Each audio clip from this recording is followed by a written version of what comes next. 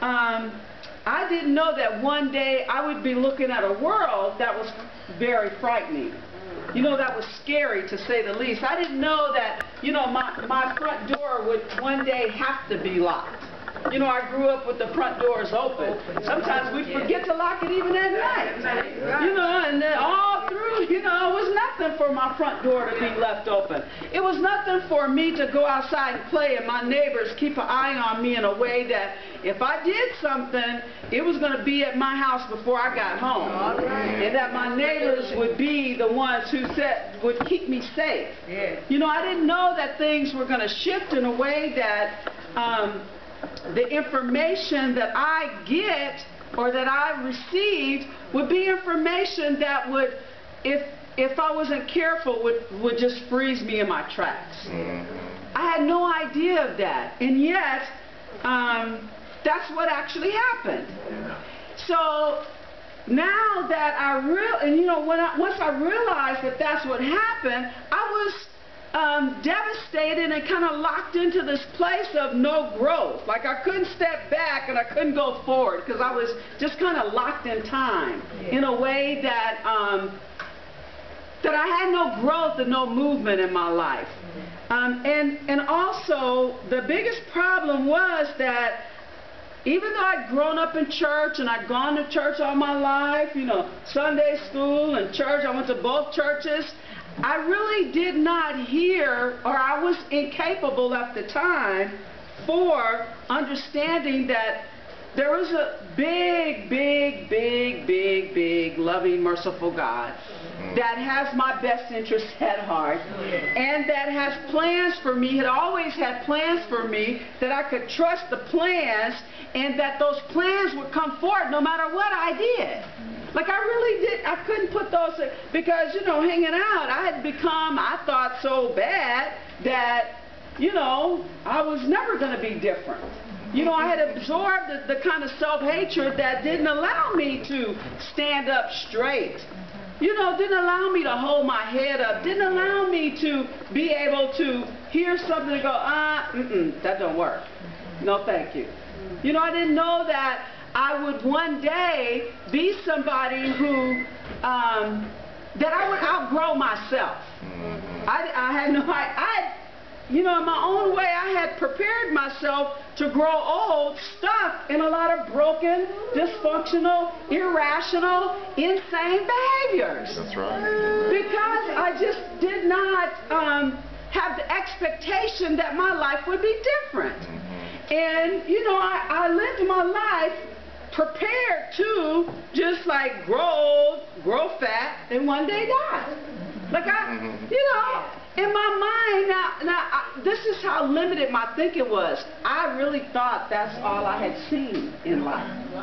Like I thought people just, that's what you do. You get married, you and your husband, y'all watch the kids grow up, and go away, come by to visit once a week, you get better, and then one day one dies and another one follows. Now, that's what my carnal mind thought I was looking at. That's what my man consciousness thought. But subconsciously and spiritually, I was actually seeing a lot more than that. Only I had been properly fooled and properly misled and properly misguided. There was a lot of effort and work and energy put into making sure that I did not think outside the box, nor did I live outside the box. And so I had a major event in my life. I found myself in trouble with drugs and alcohol, and that major event stopped me in my tracks. And when it stopped me in my tracks, I realized that everything that I had done before where I was really is what got me where I was. And I realized that if I didn't do something major, big, that I would go back to where I had just left.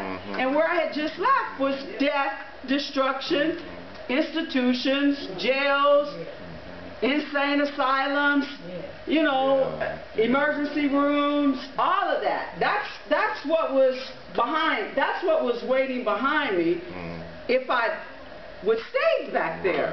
Right. But because I had been fooled and I had been misled, I didn't realize that the prayers that my mother and my grandmother were sending forth were covering me and stopping me from going where this world had designed for me to go.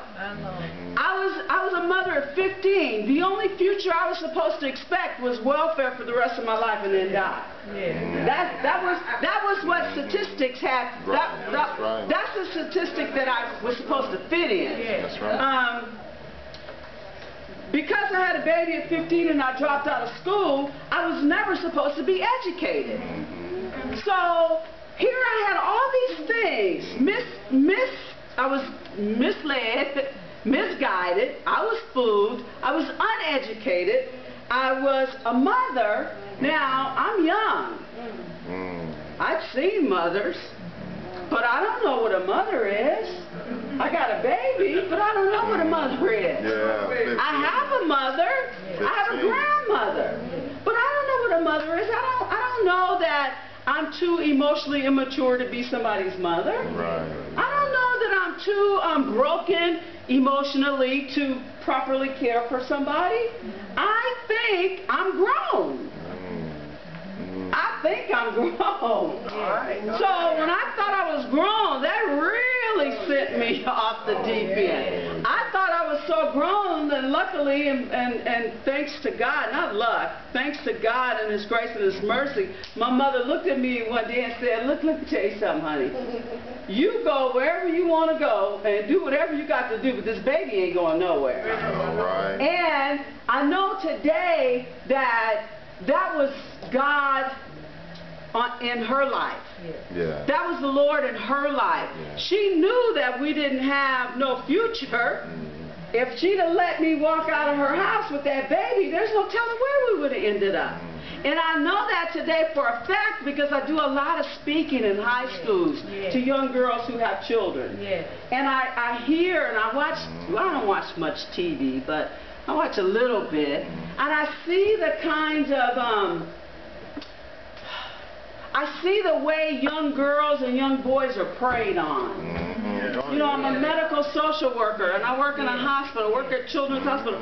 I see what happens to young people who feel like they're grown and they have created life. You know, God's blessed them with life, but they're not. They're not. They don't know that, you know, around the corner there's devastation of all kinds just waiting. You know, to destroy another 3 or 4 generations. You know, they don't know that, you know, the way the finance world do you know that people are getting locked up today just because they're poor? There are movements in place that are locking up people just because they're homeless, just because they're poor, just because they're sick. So that's not how I grew up. That's not what I saw growing up, but that's what's happening today. So my mother had the sense to say to me, this baby ain't going nowhere. You go on, but she's not going nowhere. And I'm really grateful today because of that. My daughter was cared for and loved properly.